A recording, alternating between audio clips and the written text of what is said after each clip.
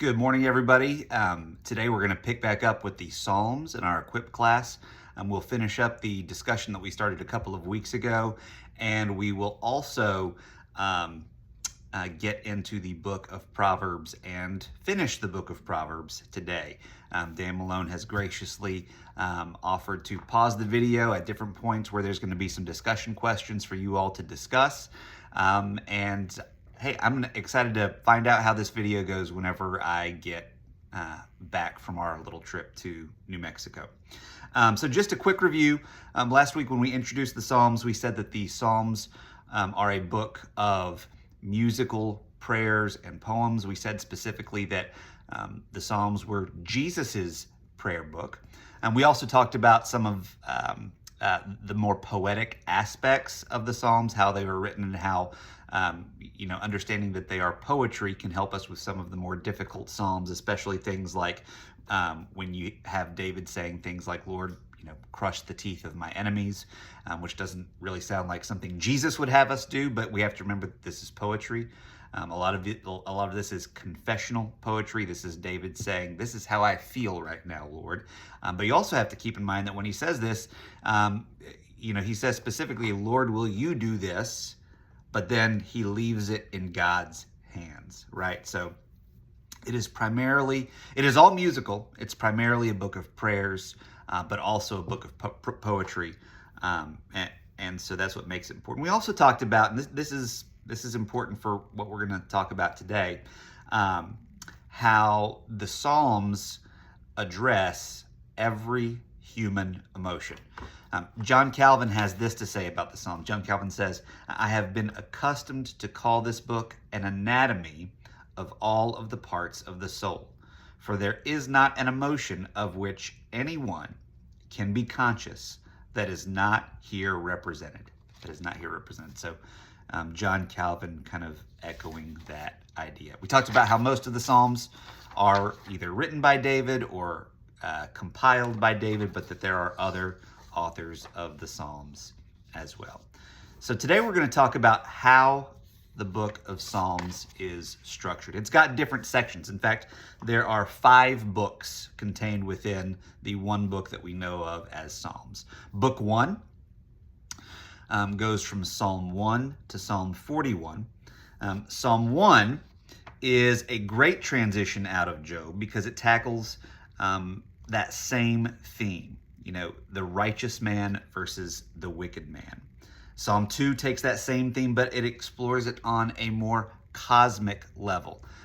So Psalm 1 is, comparison of a righteous man and a wicked man. Psalm 2 brings that up to the level of, hey, we've got this righteous nation, but there are wicked nations out there. So it's covering those same themes on a more cosmic level. But that you'll see a lot of that in the entirety of Book 1, exploring the difference between righteousness and wickedness at a granular personal level, but also at the level of all creation. So that's Psalm 1 through 41.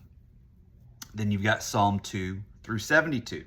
Now, these Psalms often address distress and difficulty that are experienced by individual people. And speaking generally, these can be Psalms of great comfort. These are Psalms for those people who are going through a Job life-like experience.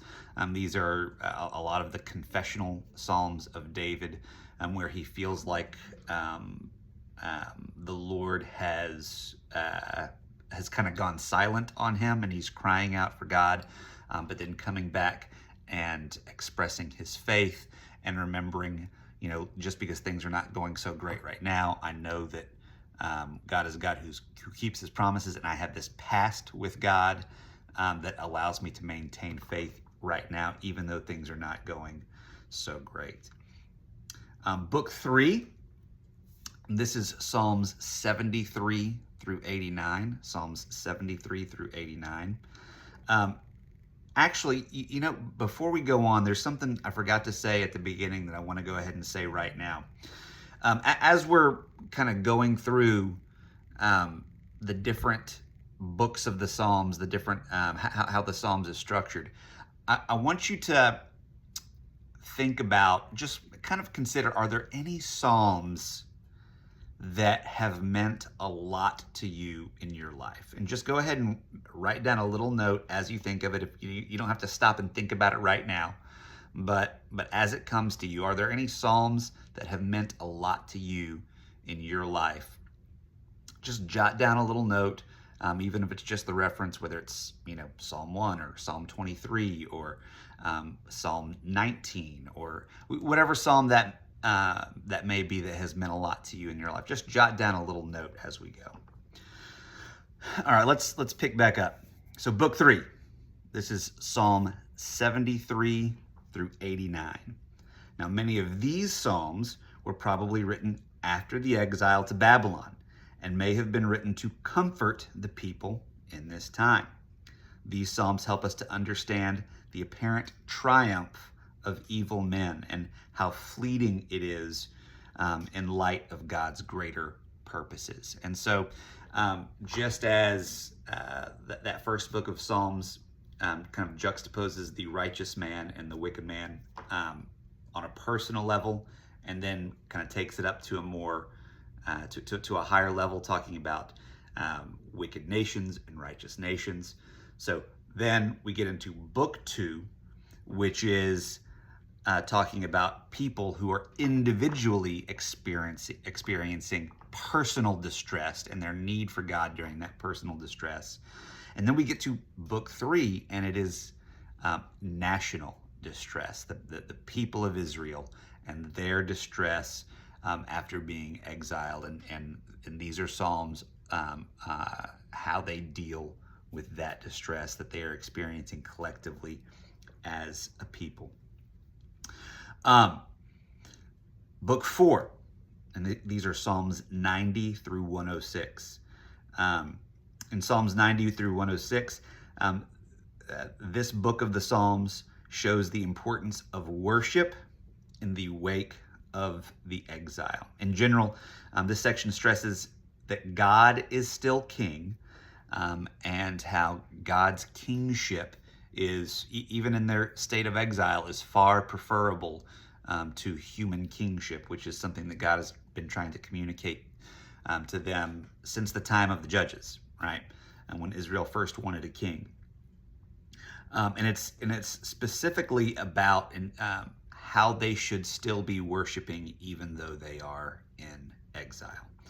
And then we get to the final book of the Psalms. This is Psalm 107 through 150. This is the longest section of the Psalms. We're back into a section where a lot of them were either written or compiled, compiled by David. It is also the section that contains the Songs of Ascent, which is a very important section of the Psalms. The Songs of Ascent is Psalms 120 through 134. So these were Psalms that pilgrims used as they approached the temple. And so just to kind of give you some context there, when Jesus was a young man and he was traveling with his parents, and not just with his parents, but probably with his whole village and his whole family, his whole village, from their home on their trips to Jerusalem, they were singing these Psalms of Ascent probably the entire trip, right? So these were their road trip songs, especially if they were going to Jerusalem for those holy observances, those holy times a year. These are the Psalms they were singing. That's why they're called the Psalms of Ascent, because, when you go up to Jerusalem, you're ascending. It's the city on the hill. So it's the Psalms that you're singing on your trip on the way up to Jerusalem. But it doesn't just include the Psalms of Ascent. These are these Psalms have a wide range. They sort of go back, in a symphony. That final movement of the symphony often goes back and it hits a lot of the major musical themes from earlier in the symphony. And this last book of the Psalms does that. So just like the entirety of the book of Psalms covers the entire range of human emotion, and we get all of those emotions coming back to us in this final book of the Psalms. including Psalm 137, which is really the emotional low point of not just this fifth book of the Psalms, but the emotional low point of all of the Psalms. Well, Psalm 137, where it talks about the horrors of the Babylonian pillage of Jerusalem. And everybody being captured and taken away and everything being burned and destroyed. So it captures that emotional low point in Psalm 137. But then from that point on, the Psalms just kind of build up to a hopeful crescendo from there. That's the low point. Then things get better. Then they get a little better. Then they get a little better, and until the idea is that by the time you get to that final psalm, it is just the most rapturous psalm of praise you could possibly imagine. It is like in Handel's Messiah, where the music just builds and builds and builds until it just erupts into this hallelujah chorus. That's the idea that you get with Psalm with this last book of Psalms, until it builds all the way up to the final psalm, which is Psalm 150. And that is the psalm where we have the line, "Let everything that has breath praise the Lord." So the next time you read through the Psalms, which I don't know if you've ever read the book Life Together. It's a book that gets mentioned fairly frequently around Lifebrook. But Life Together by Dietrich Bonhoeffer, one of his recommendations is incorporating at least a psalm into your daily reading of Scripture. And that's something I would encourage as well. So that's how the different books of the Psalms are structured. Now, if you look in your outline, it has a list of all of the different types of Psalms. I don't feel any inclination to read through that list for you here on this video. You've got the list right there. I would say this would be a great outline to hold on to the next time you read through the Psalms, because then you can look and see whatever psalm you are reading, what category of psalm that falls into, whether it's a psalm of lament, thanksgiving, praise, enthronement, right, which is what you would sing at the coronation of a king, royal psalms, whatever. Okay, but so I'm not going to read through all of this, but I would recommend keeping this outline for the next time you read through it. Okay, so before we move on to the rest of the Psalms, I have a question that in just a moment Dan's going to come up and pause the video, and here's the question that I want you to discuss. So at the beginning of the video, or almost at the beginning of the video, because I meant to do it at the beginning, but I forgot. But anyway, at the beginning of the video, I asked you to think about a psalm that is important to you and to write down its reference. What was that psalm or psalms that you wrote down, and why is that particular psalm important to you? And I'll give Dan a moment to pause the video, and y'all can take a moment to just think about it and write down your answer if you want to, and then another few moments to share what you wrote down.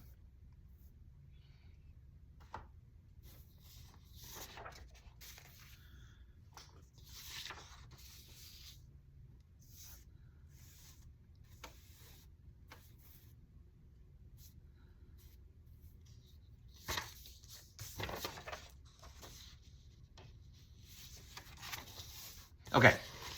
All right. So y'all should have had a few minutes to be able to discuss those psalms that have been important to you. And so let's just dive into the next section of the outline. It says Psalms about the Messiah and Psalms by the Messiah. And I'm just going to kind of tackle those both at the same time.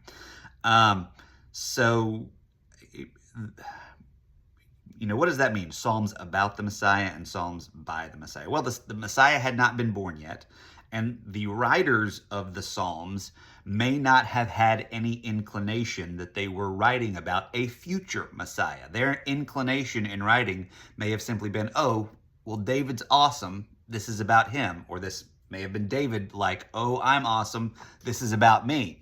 Right? So they may not have had an inclination that they were writing about a future Messiah. However, when Jesus comes along, it becomes very clear that some of these psalms that may have been written about a past king, either David or Josiah or Solomon or whoever, that those psalms actually fit Jesus a whole lot better than they fit some of these human kings, because like some of these psalms present an almost like perfect deity quality, ostensibly speaking about a human king, which, honestly, all kings throughout history have had psalms like this written about them. And, the people singing them, kind of tongue in cheek, kind of understand, hey, this guy's got a really big opinion of himself. But, you probably heard even similar psalms during King Charles' coronation over in London, speaking about him almost like a deity. You kind of chuckle because we know that, we know the dirt on that family, just like we know the dirt on David and his family. But then Jesus comes along and all of a sudden, like, wow, these psalms take on a whole new meaning because of the life of Jesus. And some of them, are Peter and Paul telling us how Jesus fulfilled these psalms. Some of them are simply Jesus himself reciting the psalm, and the context in which he's reciting it is just like, oh my gosh. It's kind of like that movie, The Sixth Sense, where the ending changes the way you thought about everything that happened up to that point. Well, when Jesus says these psalms, when he recites these psalms in this context, it totally changes everything these folks thought that they knew about these psalms. We don't necessarily have that same experience because we have only ever known these psalms in light of Jesus. But for those people living before Jesus, they were it blew their minds. So a few of those examples would be when Jesus clears the temple, John 2:14-17. He quotes Psalm 69:9. Zeal for your house consumes me, right? Takes on a whole new meaning. Then when Jesus is going to his death in John 15:25, it says, and he's quoting from Psalm 35 and from Psalm 69, and he says, they hated me without reason. Okay? Then describing his own heart's turmoil, in John 12:27, Jesus quotes from David in Psalm 6, verses 3-4. A number of Jesus' last words are taken from the Psalms. When he says, my God, why have you forsaken me? He says that in Matthew 27. That's a direct quote from Psalm 22:1. When he says, into your hands I commit my spirit. That's a quote from Psalm 31:5. He says it in Luke 23:46. Okay? And then you see, and Peter points this out, that Peter points out that Psalm 16 applies to Jesus in a way that it never applied to David. It says, you will not abandon me to the grave, nor will you let your Holy One see decay. And that's from Psalm 16. It's quoted by Peter in Acts 2. David, when he wrote that, may have had in mind, hey, my memory will never decay. Or maybe he meant my lineage will go on forever. But then all of a sudden, Jesus comes along, and with what happens to him, which, by the way, nobody was expecting the resurrection of the Messiah, it takes on a whole new meaning, right? So these are the ways in which the Psalms point to the Messiah. Then applying to us through the Messiah, so the way they apply to us through the Messiah would essentially be that, Jesus is the new prototype for humanity, the ideal prototype for humanity. And all of these things that the Psalms seem to praise about the ideal human are now things to which we should aspire. Even though we know we will never achieve them in this life, it's still the kinds of things we ought to aspire to. So that is the book of Psalms. And now I'm going to give you just a moment to switch over to the handout for the book of Proverbs. And while you all are switching over to the handout for the book of Proverbs, I'm gonna just run and grab a quick drink of water because I didn't bring that to me with the video and I don't want to pause it. So if you'll just give me a second, I'm gonna let y'all switch over to the handout for Proverbs and I'll be right back.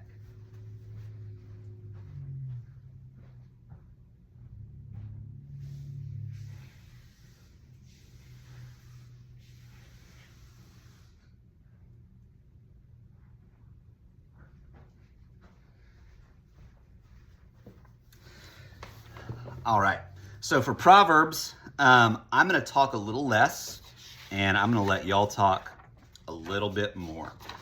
So let's take a look at Proverbs. All right, so historical context, we know that Solomon wrote most of the Proverbs, and even if he didn't write them, we believe that Solomon was a very wise person. He was very interested in philosophical, theological wisdom, which makes sense because historically,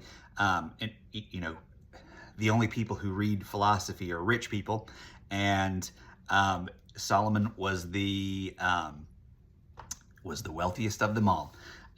In fact, the first truly, the first king to be like born into that wealth. Remember, the kingdom was still being made great under David, and Solomon inherits the kingdom in all of its greatness, and so it makes sense that this would have been a king who is interested in wisdom.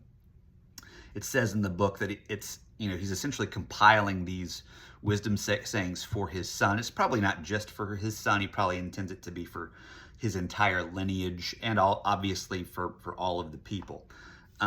But that's what he has in mind. I want to pass these down from generation to generation. That's why we're compiling them all here. And the idea, it says redemptive historical context, the idea behind the Proverbs is this is the wisdom that a king needs in order to rule wisely. But it's also the wisdom that you and I need in order to govern our lives wisely. So the major themes of Proverbs, wisdom, right? Wisdom is the major theme. Wisdom is fearing the Lord, being teachable, and developing skills in godly living. To that, kind of similar to developing skills, I'd also just write down a little note. It's about building habits for godly living. A habit is a little bit different than a skill. The idea that behind a habit is that it's something that you do so often that it just becomes second nature. And that idea really comes through in the Proverbs, is that these are ways we ought to be acting and living just without even having to think about it, because it's become habitual, right? So those are the themes of Proverbs. So what are the Proverbs? Well, there's different types of Proverbs. A lot of them are general principles and observations. So if you read Proverbs 26:27, it says, "Whoever digs a pit will fall into it, and a stone will come back on him who starts it rolling." Well, what does that mean? Well, here's what it means. Whoever digs a pit will fall into it. That's basically just a kind of a figure of speech that means having ill intentions for someone. Like you're setting someone else up to fail, right? You're trying to do harm to someone else. It's apparently a figure of speech that everyone knew, which if everyone knew it, we assume everyone knew it because Solomon doesn't have to explain it. And if everyone knew it, I guess it kind of means there was a whole lot of people out there digging pits for people to fall into. But yeah, essentially what that means is, intending harm towards other people. So if you do that, basically the proverb is saying, watch out, because harm is going to come back on you. And it says a stone will come back on him who starts it rolling. So back in those days, property lines were divided off by stones. And so, moving a stone or rolling the stone was essentially fudging the property lines. So it's lying, lying for your own personal gain, lying at your neighbor's expense. So he's saying, watch out. If you roll that stone that way to enlarge your property, it's one of these days it's going to come rolling back on your property, right? And so now the reason we call this a principle is that, just think about it like this. Is it always true that when you intend harm for your neighbor, that harm always comes back on you? Is it always true that when you lie, that lie will eventually come back to haunt you? Well, yes and no. There are some times where you can harm someone else, or you can tell a lie that you do experience some temporal benefit because of that, right? You badmouth a coworker behind their back and you end up getting that promotion over them.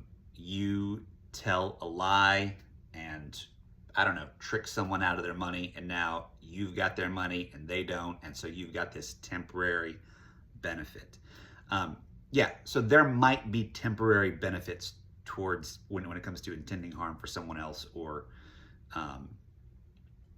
telling a lie. But in the long run, intending harm for somebody else, telling lies, those habits always lead to destruction. And even though you may not have experienced the penalty with that one lie or with that one act of harm, you have taken a step in the direction of the destruction that will eventually come. Those are habits that lead to destruction, right? So there are general principles and observations, but there are also proverbs that contain eternal truths that always strictly apply. So for example, Proverbs 16:33, it says, "The lot is cast into the lap, but its every decision is from the Lord," right? So the idea is that you toss a dice, God knows, like it's almost even saying God has determined that dice, if that dice lands on 6, it's because God determined it.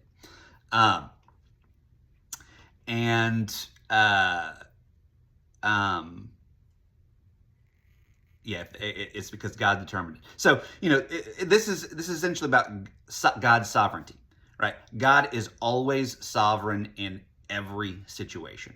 That doesn't change temporally. It doesn't change eternally. God is always and forever sovereign in every situation. Now, we can get into discussions about primary causation and secondary causation. Was this an act of God's sovereignty because he allowed the dice to hit 6 and he knew it was going to hit 6, or did he actually do something to make it hit 6? We can have that discussion, I guess, but God is always sovereign, right? That is not up for discussion. So there are general principles and observations, and there are also eternal truths. Now, how can we interpret the Proverbs, or how do the Proverbs communicate their own meaning? Well, one of the ways that we do this, I'm going to go ahead and skip down to the second one for just a second, because it kind of stands on its own. Figures of speech is one of the ways that the Proverbs communicate their truths, and we just talked about a proverb that uses figures of speech. Digging a pit is a figure of speech for trying to harm someone. Rolling a stone is a figure of speech for lying or deception at your neighbor's expense. Right? So figures of speech is one of the ways. So let's go back up to parallelisms. Now, both the Psalms and the Proverbs use parallelisms. I think we mentioned this last week. I think Chris Hester mentioned last week that the Psalms use a lot of parallelisms. Now, in the Psalms, you have parallelism where an idea is expressed, and then immediately after that, the same idea is expressed in a different way in order to build on that idea. Well, in the Proverbs, it is almost always, parallelism almost always works in the opposite way.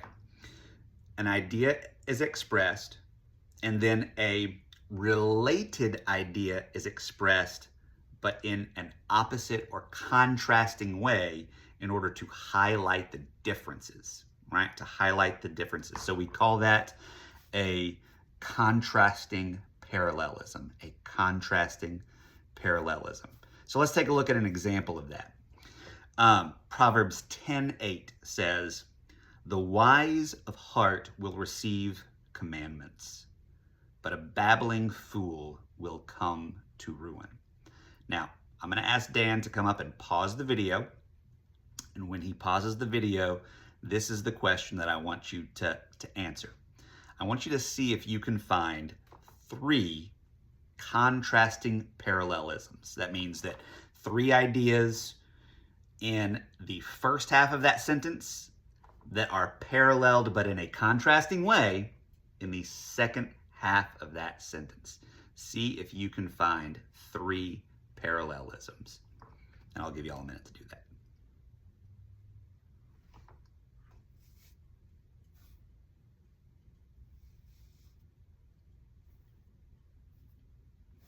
Okay, so your parallelisms may not be the exact parallelisms that I found. That doesn't mean that yours are wrong and mine are right. I just know that I found 3, so there are at least 3. Maybe there's more than that, but I'm going to go ahead and tell you the 3 that I found.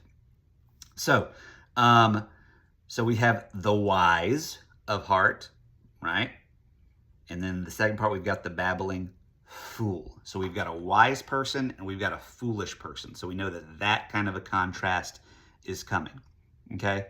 The wise of heart will receive commandments. So receive implies that they are listening. They are not talking, they are listening. And we know that, the reason we know this, the reason we know that receiving is specifically listening is because of the parallelism in that second part where it talks about the babbling fool. So the wise person receives, whereas the fool babbles. So the wise of heart will receive commandments, but a babbling fool will come to ruin.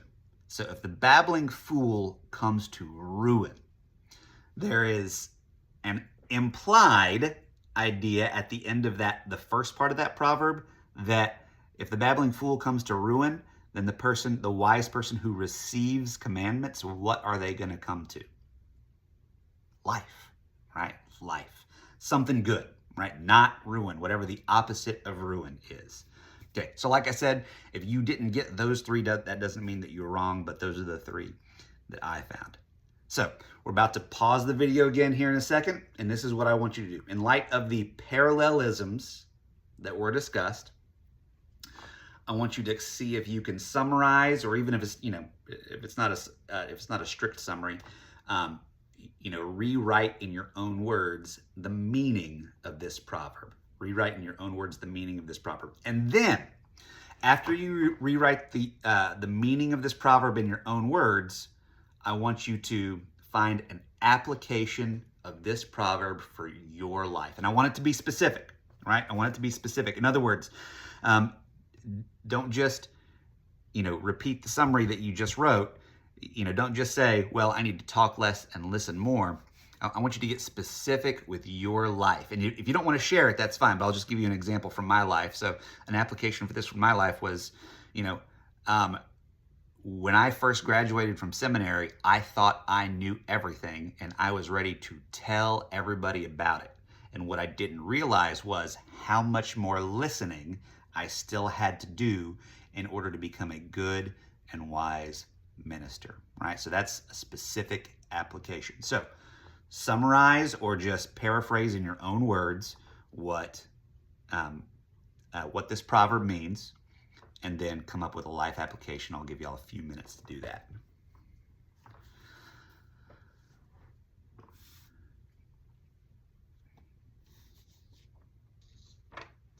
Okay, now we're going to talk about the themes of wisdom. The themes of wisdom, right? So we know that the Proverbs, not only do they talk about wise living, but they talk about the contrasts to wise living, right? And what's the contrast to wise living? Well, that's foolishness. And the Proverbs talk about all of the many different types of ways that people can be foolish, right? So the fool is not interested in listening, but very interested in talking, especially about things that they don't know very much about. So they're not nearly as wise as they think they are. Let's put it that way.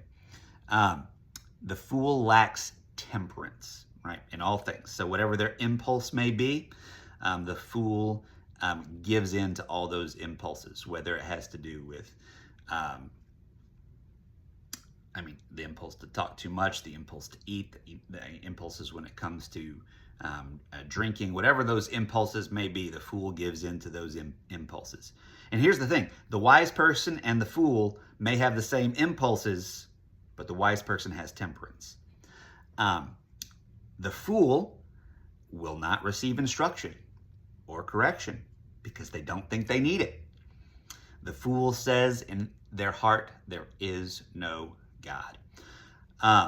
And this is actually not strictly only talking about atheists here, right? It's talking about people who may profess a belief in God and then live their lives and make their decisions as if there is no God, as if there is no judgment coming for them, as if there is no higher power for them to look towards for guidance, but total and complete self-reliance, right?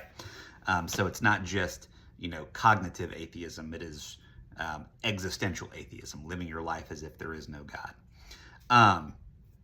So what do all of these have in common? And I'm going to go ahead and put a caveat there. All of these except for the lack of temperance. So let me just rephrase the question. I'll have Dan come up and pause the video so that you can have some time to answer this question. So the foolish person is quick to speak, slow to listen.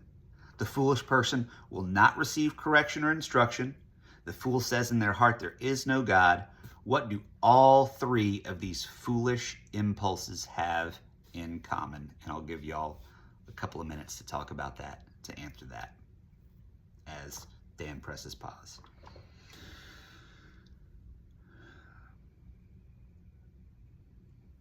Okay, so I'm going to share with you the answer that I got. If your answer was different than mine, once again, that doesn't mean that you were wrong and I was right.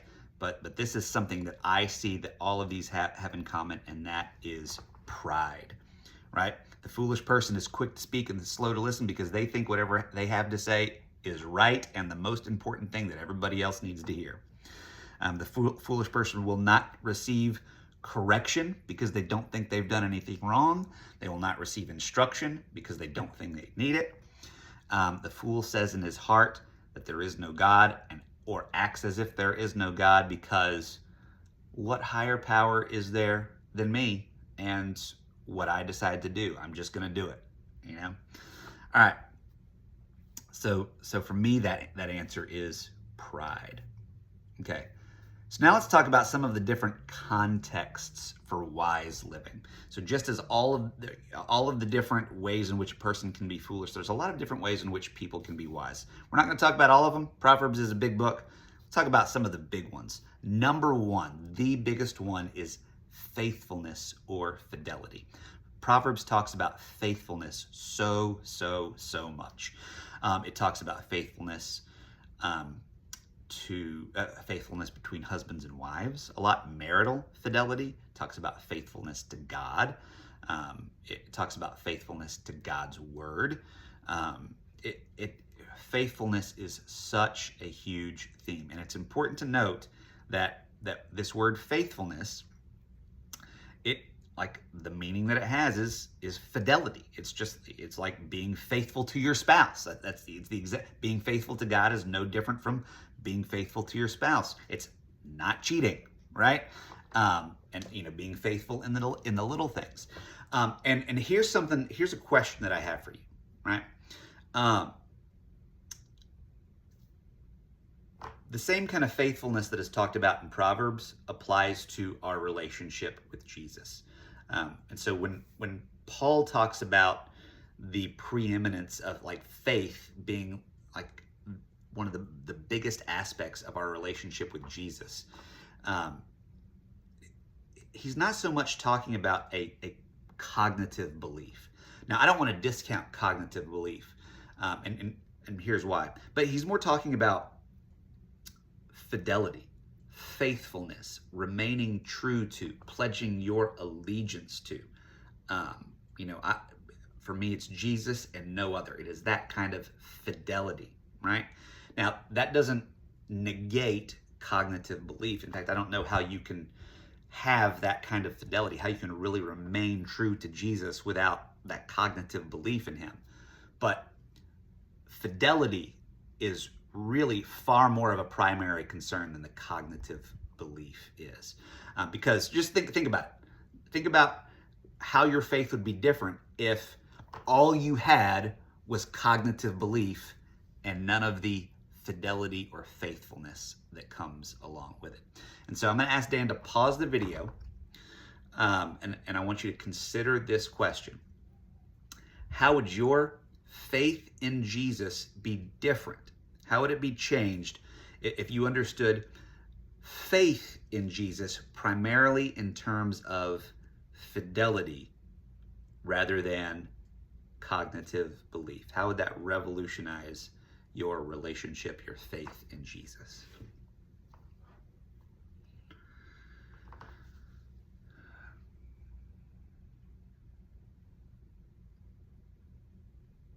Okay. All right, so we've got faithfulness. We've also got the love of God's word.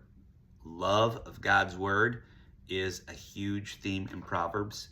Another theme is humility. Just like we talked about how pride is a defining characteristic of the fool.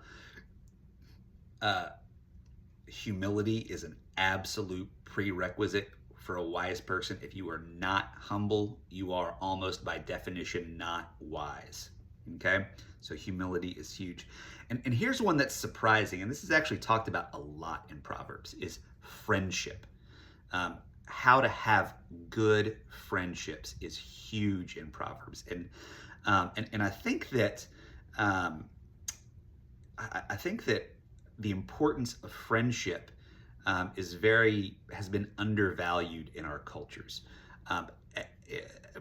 in our culture, especially our American culture. I fear that we're oftentimes too busy for strong friendships. Now, I think that has been more so the case for boomers and Gen Xers, which I'd be considered a Gen Xer, that friendships outside of our relationship with our spouse, I think we've undervalued those in our lives. I honestly think millennials do a better job of maintaining some of those friendships.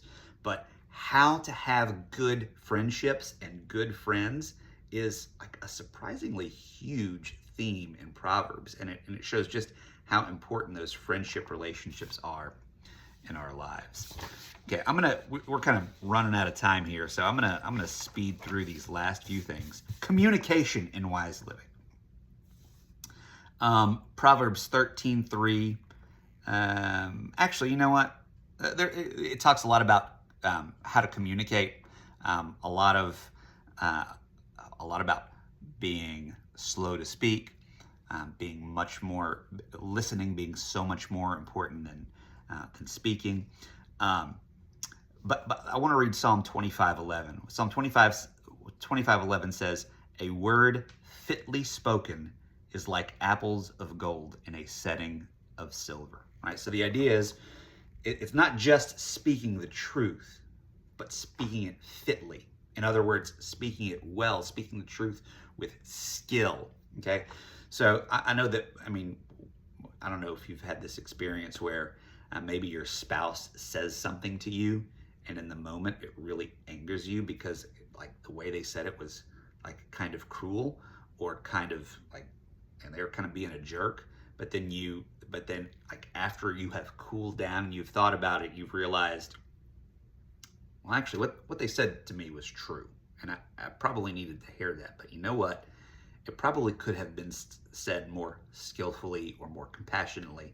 All right. So not only is it important to speak the truth, but according to Proverbs 25:11, it is important to speak the truth fitly, to speak the truth with skill. And so this is my last question. Yeah, this is going to be my last question before we wrap it up. All right. So how can we develop, and I'll have Dan pause the video so y'all can talk about it. How can we develop the ability to speak wisely? In other words, not only can we speak the truth, but we can speak it skillfully, compassionately, persuasively. How can we develop the ability to speak wisely? And I'll give you all a minute to talk about that.